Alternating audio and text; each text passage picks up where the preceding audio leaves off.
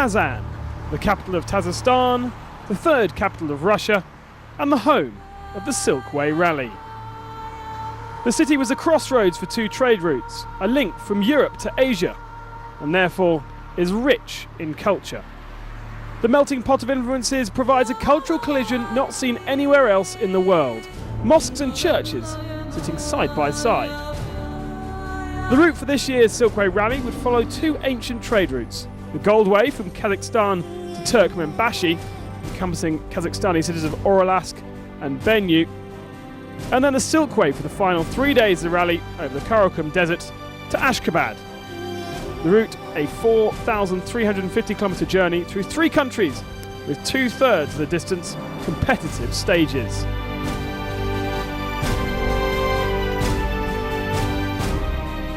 The competitors will see a fabulous and beautiful landscape. Every day there'll be a great competition, and the organisers have tried to prepare the route within the spirit of Dakar. So, overall, we should see a spectacular competition, an ideal way to prepare for Dakar in January. The first day of the rally is the most important, as each of the 51 cars and 20 trucks have to undergo rigorous checks to make sure they are safe and within the accepted FIA rules. The day also allows the media to register onto the event and of course catch up with old friends from previous events. And there's plenty to talk about: who will win the truck battle and which VW will triumph in the cars. The only works team on this year's event, after Mitsubishi pulled out of the sport and BMW X-Ray team failed to enter, VW have no real challenges except the route itself. They have a full complement of 4 Touaregs and a new driver for the Dakar effort, Nasser Al-Attiyah. It's big teams and professional way. It's fantastic, you know, and the cars really is very, very good, and I'm quite happy. We are here now for this race, all the drivers, and it's very important for us bring all these 4 cars to podium. As for the rest, Christian Lervais and his team Dassault Nissan leads the charge and is likely to be unchallenged in Class 1. While in the buggy class, Philippe Gache has again entered his BMW powered machine, aiming for a top 5 finish. In the truck category, it comes as no surprise that Kamaz, the local team and joint organisers of the rally, have entered 6 trucks into the event. 4-time Dakar winner Vladimir Chagin will drive, whilst reigning Dakar champion Firdas Kabirov leads the team. He says all the big teams are here, from DAF and Tatra. We know that it will be very competitive every day with 6 very serious teams. 3 from Kamaz, 2 from DAF and 1 from Tatra. I think this week will be very interesting, not only for the win, but also for 2nd and 3rd positions. Gerard Deroy has experience of the terrain from last year's Trans-Oriental, and a new truck in the form of an Iveco is expected to challenge the Kamaz army. Alice Lepoy is one of just 2 Tatras entered, and he's got an all-new truck as well. But does he have the experience to win in Russia? So the first day of the rally is a non-competitive stage in the centre of Kazan. And as with tradition on Dakar races, the celebrations at the start of the rally were as spectacular as ever. A huge crowd of knowledgeable fans gathered to witness cultural dance, music, which of course embodied the spirit of the 3 countries involved and the Dakar series. Even President of Tatarstan, Minsia Shaimiev, showed his appreciation and gave the drivers a huge applause as they came onto the stage.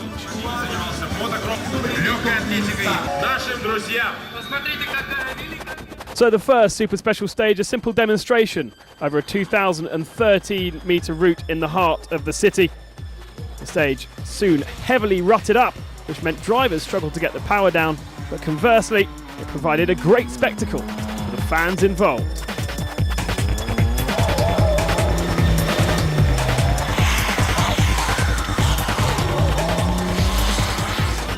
Fastest over the stage was South African Ginny de Villiers, setting a time of 2 minutes and 9 seconds. Despite claiming top spot, he still enjoyed showing off in front of the fans. The president of Turkmenistan opened the truck section, even if he was just a photograph in the truck window. But the fastest man was Fyodor Khabarov.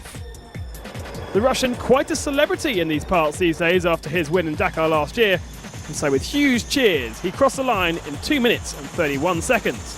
This would have put him 9th in the car classification. So a good day enjoyed by all, but the serious stuff was tomorrow. So the first time stage of the Silkway Rally began 90 kilometers outside of Kazan and headed for the small Russian town of Bulgoristan. The special stage, 141 kilometers in length, was expected to be easy on the cars, but tricky for the navigators. And so it was, especially for the front runners, namely Volkswagen struggled to find their way as paths crisscrossed over each other.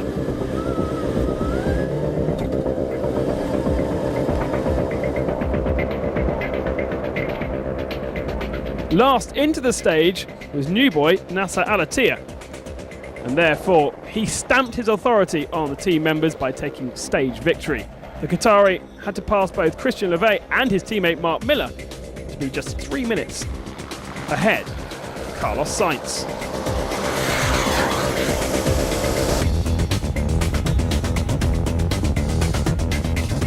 Having led early in the stage, Carlos Sainz simply could not match Al-Attiyah's attacking pace, conceding the Qatari was a faster driver. Mark Miller was the third VW, faster than his South African teammate, as he began to acclimatise once more to the car he'd not sat in for 8 months. Gini de Villiers had issues, a navigational error and a small engine problem brought on after a mistake put him last. We lost a lot of time. We got lost a few times, losing a lot of time, but it was really difficult to open, really, really difficult. So we'll see tomorrow. Best of the rest was Frenchman Christian Lervet. His team Dessoudra Nissan may have been nearly 10 minutes off the pace of the rally leaders, but he felt his run was very safe. It was a good day with lots of different ways to go, so you must concentrate and follow the road book. For the first day, it's very pleasing. Alexei Berkut was the fastest Russian in day one, just 25 seconds behind Lervet. A lack of mistakes, his forte. Surprisingly, fastest of the SMG buggies was Bernard Arandonnet in his Chevy-powered machine. Whilst Matthias Karl made a few errors to arrive 8th overall, second buggy. Philippe Gache could only manage 20th, some 26 minutes down.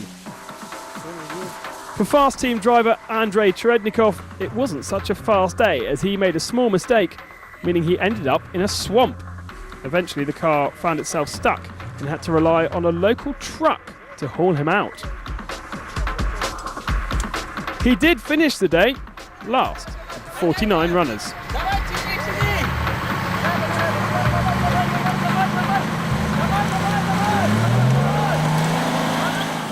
So to results then, Al-Attiyah ahead of Sainz, Miller third position, de Villiers and Lervet ran out the top 5.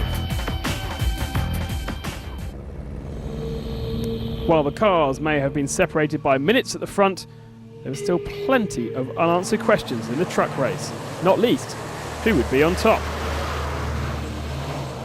And it wasn't a Kamaz. At checkpoint 1, Gerard de Roy's Iveco had passed Khabarov on the road and by the end was 4 minutes and 43 seconds ahead. All this whilst nursing a truck with no front brakes. My front brakes, they were gone. The air hose, the main supply hose broke, so I only had the brakes on the rear. And then after that I went 3 times straight or in the corners, so but nothing serious. Vladimir Chagin was the first of the Kamaz trucks, just 12 seconds off the pace of de Roy. Had he not had to pass Lopez on the road, Vladimir Chagin felt he might have been able to do more, perhaps take stage victory.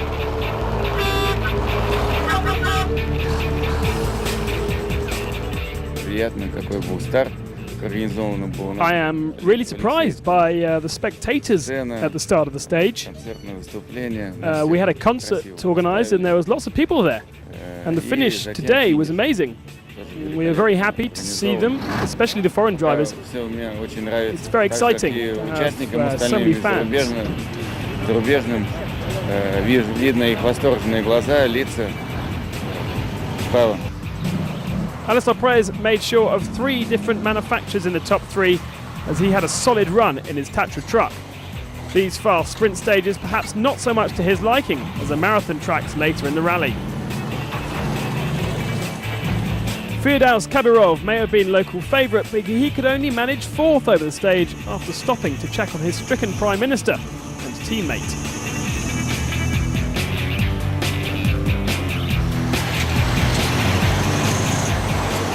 The 5th spot belonged to 3rd Kamaz of Ilgazar Mardev. He was locked in a great battle for 4th and so was happy to beat off the attentions of the Iveco truck behind. Jan de Rooij settled into his new Iveco truck and finished 6th. The first retiree of the rally after just 13 minutes of the stage was Tatarstan Prime Minister Rustam Minnikhanov. Despite help from teammate Kabirov, he could not get it going and would have to retire. So to the results of stage 1, de Rooij ahead of Chagin, while Perez, Kabirov and Mardev round out the top 3, separated by just 5 minutes. Day 3 was split into 2 parts. Leg 1, 170 kilometres of competitive stage over Brushwood Hills, whilst leg 2, of a similar length, was more twisty.